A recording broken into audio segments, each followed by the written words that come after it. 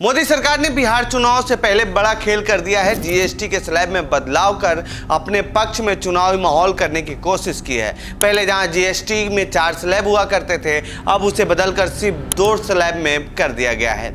वहीं कुछ लग्जरी वस्तुओं पर 40% टैक्स लगेगा। ऐसे में सरकार के इस फैसले की टाइमिंग को बिहार चुनाव से जोड़कर देखा जा रहा है। सवाल ये है कि क्या बिहार में इसका असर पड़ेगा?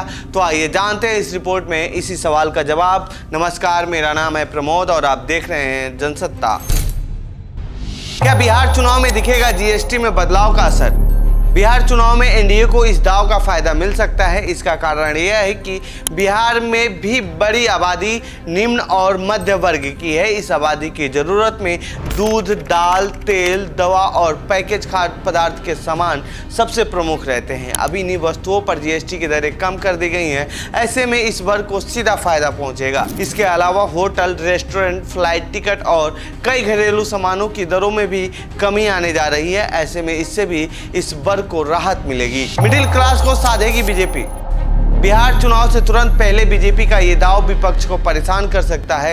ये ऐसे ही हवाई बातें नहीं हैं। आंकड़े देखें तो साफ पता चलता है कि इस फैसले से एक बड़े वर्ग को फायदा होता दिख रहा है। बिहार में निम्न और मध्यम वर्ग की आबादी सबसे ज्यादा है। बिहार सरकार ने अभी तक स्पष्ट रूप से तो मिडिल क्लास की परिभाषा नहीं बताई है, लेकिन 2022 की जाति आधारित सर्वेक्षण इस मुद्दे पर कुछ प्रकाश जरूर डालते हैं। उस सर्वे के मुताबिक बिहार में 34.13% परिवार यानी लगभग 1/3 ऐसे हैं जिनकी महीने की औसतन कमाई 6,000 या उससे कम चल रही है। इन्हें गरीबी रेखा के अंतर्गत माना जा सकता है। वहीं बिहार की 4% आबादी ऐसी है जो इस समय 50,000 या उससे ज्यादा कमा रही है। वहीं टाइम्स ऑफ इंडिया की एक रिपोर्ट के मुताबिक बिहार में 18% परिवार ऐसे हैं जिनकी मासिक आय 10 से 20,000 चल रही है। नैरेटिव की जंग में किसे होगा फायदा, बीजेपी या राजद?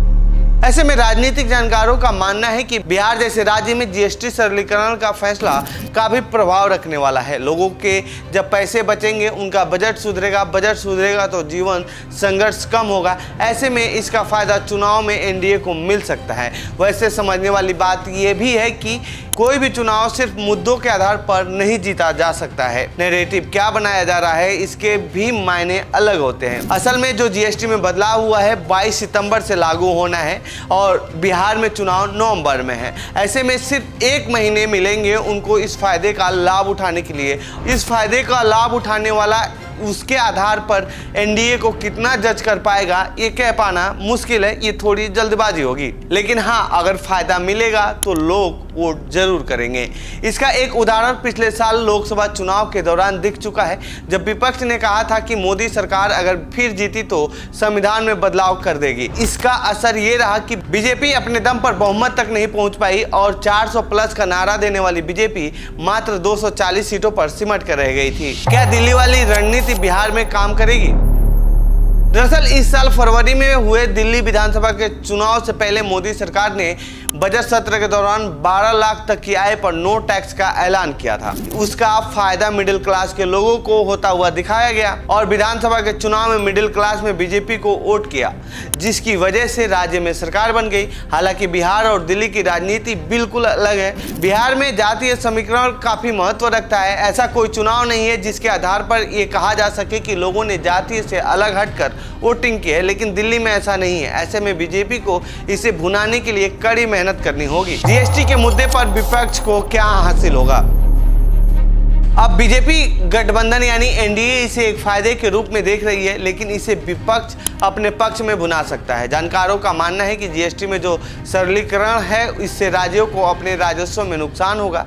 पीआर लेजिस्लेटिव रिसर्च के एक आंकड़े के मुताबिक बिहार के अपने कर राजस्व में एसजीएसटी की हिस्सेदारी 63% के करीब बैठती है। ऐसे में इन कम दरों की वजह से इस पर असर पड़ना तय है। विपक्ष इसे एक मुद्दा बना सकता है, लेकिन यहाँ पर एनडीए भी उसे जनता विरोधी बता सकती है, क्योंकि लड़ाई फिर सीधे सीधे राजस्व बनाम महंगाई की छिड़ जाएगी। मास्टर स्ट्रोक किसके लिए, सरकार या विपक्ष? विपक्ष के लिए एक मुद्दा छोटे व्यापारियों का भी हो सकता है।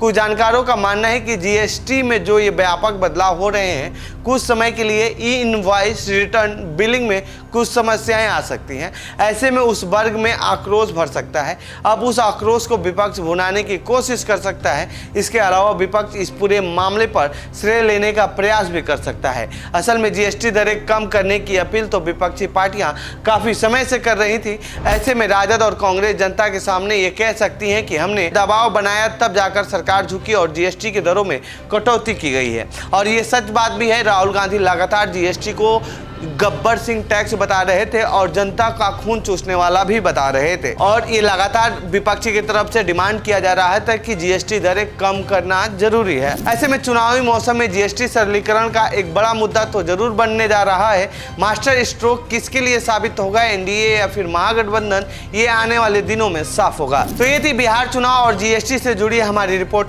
आपको कैसी लगी ये रिपोर्ट कमेंट बॉक्स में लिखें। साथ ही आप इस पर क्या सोचते हैं कमेंट बॉक्स में लिख के बताएं। बाकी देश दुनिया की खबरों के लिए बने रहिए जनसत्ता के साथ। धन्यवाद।